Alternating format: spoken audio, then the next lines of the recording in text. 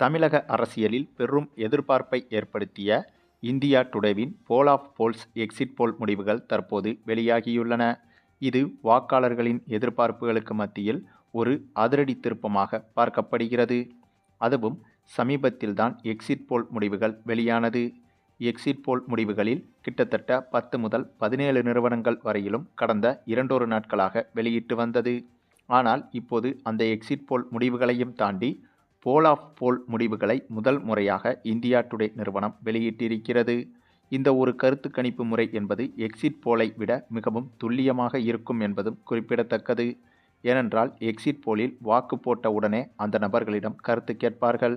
அந்த சமயத்தில் சிலர் வாக்கு மையத்தின் அருகில் இருந்து கொண்டு யாருக்கு வாக்களித்தோம் என்பதை சொல்வதற்கு தயங்குவார்கள் அல்லது பொய் சொல்லக்கூட நேரலாம்.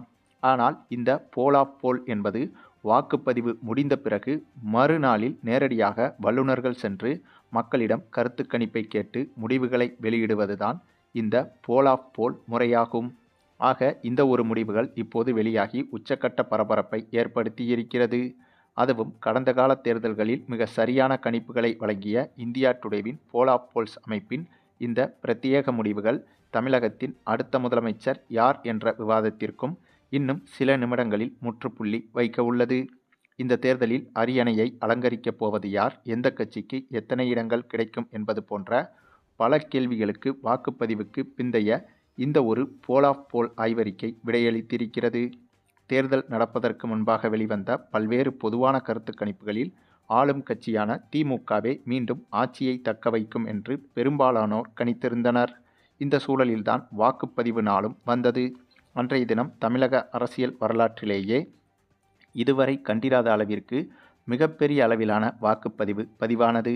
இந்த அதீத வாக்கு சதவீதம் அரசியல் விமர்சகர்கள் இடையே பெரும் வியப்பையும் அதிர்ச்சியையும் ஏற்படுத்தியது. வாக்குப்பதிவு அதிகரித்ததால் தேர்தல் முடிவுகள் மீதான ஆர்வம் எப்போதும் இல்லாத வகையில் எகிரியது. குறிப்பாக இந்த தேர்தலில் நடிகர் விஜயின் அரசியல் வருகை ஒரு புதிய பரிமாணத்தை உருவாக்கியுள்ள நிலையில் அவரால் வெற்றிக்கனியை பறிக்க முடியுமா அல்லது திமுக மற்றும் அதிமுகவின் வெற்றி வாய்ப்புகளை பாதிப்பாரா என்ற கேள்விகள் அனல் பறந்தது. இவற்றுக்கெல்லாம் விடையளிக்கும் விதமாகவே இந்த எக்ஸிட் போல் முடிவுகள் வெளிவந்துள்ளன. மேலும் இந்திய அரசியலே தமிழகத்தின் இந்த எக்ஸிட் போல் முடிவுகளைத்தான் உற்று நோக்கி கொண்டிருக்கிறது. இதே காலகட்டத்தில் புதுச்சேரி, கேரளா, மேற்கு வங்கம் போன்ற மாநிலங்களிலும் தேர்தல்கள் முடிந்து அங்குள்ள நிலவரங்களை பல்வேறு நிறுவனங்கள் கருத்து கணிப்புகளாக வெளியிட்டிருந்தது. மற்ற மாநிலங்களை பொறுத்தவரையில் கிட்டத்தட்ட அனைத்து ஆய்வு நிறுவனங்களுமே ஒரே விதமான முடிவுகளை சுட்டிக்காட்டின. ஆனால் தமிழகத்தை பொறுத்தவரை தற்போது வரை முடிவுகளை வெளியிட்ட முக்கிய 8 நிறுவனங்களில் ஒருமித்த கருத்து கிடையாது. இதில் 5 நிறுவனங்கள் திமுக ஆட்சியை பிடிக்கும் என்றும் 2 நிறுவனங்கள் அதிமுக ஆட்சியை பிடிக்கும் என்றும் ஒரே ஒரு நிறுவனமான ஆக்சிஸ் மை இந்தியா நிறுவனம் மட்டும் விஜயின் கட்சி ஆட்சியை பிடிக்கும் என ஒரு மாறுபட்ட முடிவை வெளியிட்டுள்ளது. இதிலிருந்தே மற்ற மாநிலங்களை எளிதாக கணித்த நிறுவனங்கள் கூட தமிழகத்தின் தேர்தல் முடிவுகளை துல்லியமாக தீர்மானிக்க முடியாமல் திணறுவது வெளிப்படையாக தெரிகிறது. இந்த குழப்பமான சூழலில்தான் நம்பகத்தன்மைக்கு பெயர் பெற்ற இந்தியா டுடேவின் போல் ஆஃப் போல்ஸ் நிறுவனம் தற்போது தனது இறுதி ஆய்வறிக்கையை வெளியிட்டுள்ளது. சற்று முன் வெளியான இந்த தகவலின்படி பார்த்தால் தமிழகத்தில் மீண்டும் திமுக தான் ஆட்சி அமைக்கப் போவது உறுதியாக தெரிய வந்துள்ளது. இதுவரை வெளிவந்த மற்ற அனைத்து நிறுவனங்களின் கணிப்புகளை விட இந்தியா டுடேவின் போல் ஆஃப் போல்ஸ் கணிப்பில் திமுக மிக அதிகப்படியான இடங்களை கைப்பற்றும் என்று குறிப்பிடப்பட்டுள்ளது. இந்த கணிப்பின்படி திமுக கூட்டணி சுமார் 178க்கும் மேற்பட்ட தொகுதிகளை எளிதாக வென்று பலமான வெற்றியை பதிவு செய்யும் என தெரிகிறது. அதேவேளையில் அதிமுக மற்றொரு படுதோல்வியை நோக்கி தள்ளப்பட்டுள்ளதாக கூறப்படுகிறது. அந்த கட்சி வெறும் 42 தொகுதிகளுக்கும் குறைவான இடங்களையே பிடிக்கும் என இந்தியா டுடேவின் போல் ஆஃப் போல்ஸ் தெரிவிக்கிறது.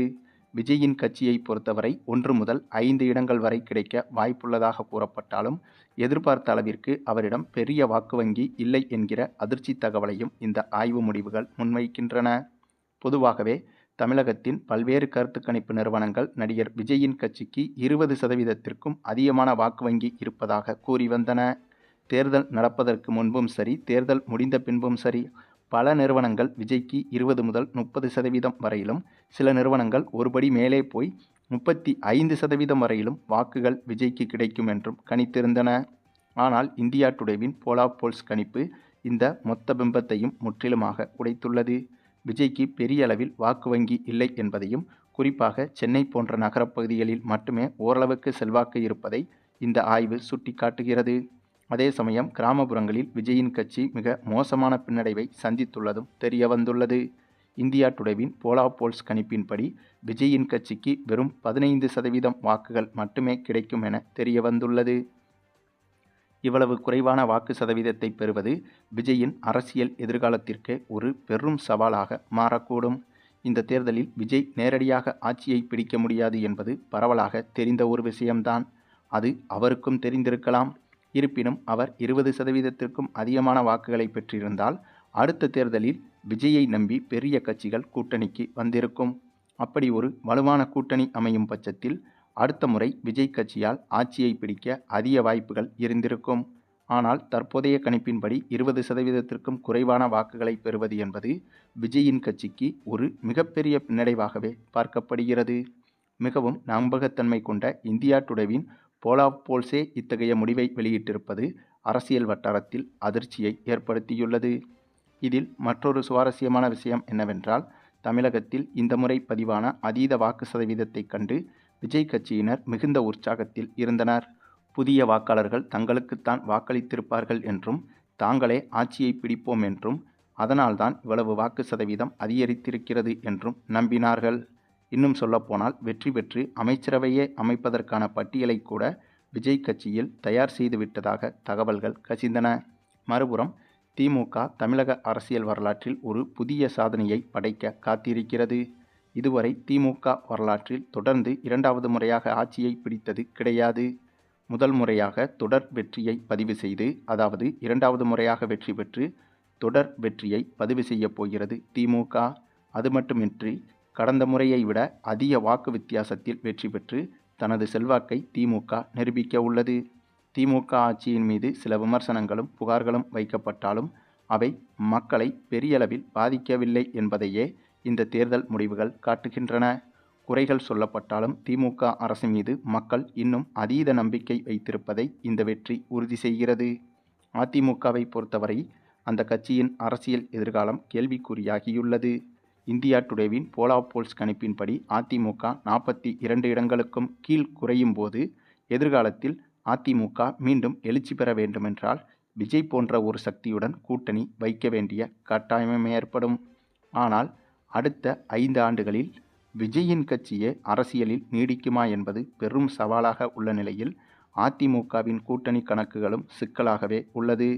சுருக்கமாக சொல்லப்போனால் இந்த தேர்தல் முடிவுகள் என்பது திமுகவுக்கு ஒரு மாபெரும் எழுச்சியாகவும், அதிமுகவுக்கு மாபெரும் வீழ்ச்சியாகவும், விஜயின் கட்சிக்கு ஒரு மிகப்பெரிய ஏமாற்றமாகவும் இருக்கிறது. சரி, இது குறித்த உங்களுடைய கருத்துக்களையும் கமெண்டில் தெரிவிங்க. குறிப்பாக கடந்த சில நாட்களாக வெளிவந்த எக்ஸிட் போல் முடிவுகள், அதனைத் தொடர்ந்து இப்போது வெளியாகியிருக்கும் போல் ஆஃப் போல் முடிவுகள் குறித்த உங்களுடைய கருத்துக்களையும் கமெண்டில் தெரிவிங்க. மேலும் இந்த வீடியோ பிடிச்சிருந்தால் லைக் பண்ணுங்கள், மற்ற அனைவருக்கும் ஷேர் பண்ணுங்கள், மறக்காமல் நம்ம சேனலை சப்ஸ்கிரைப் பண்ணுங்கள்.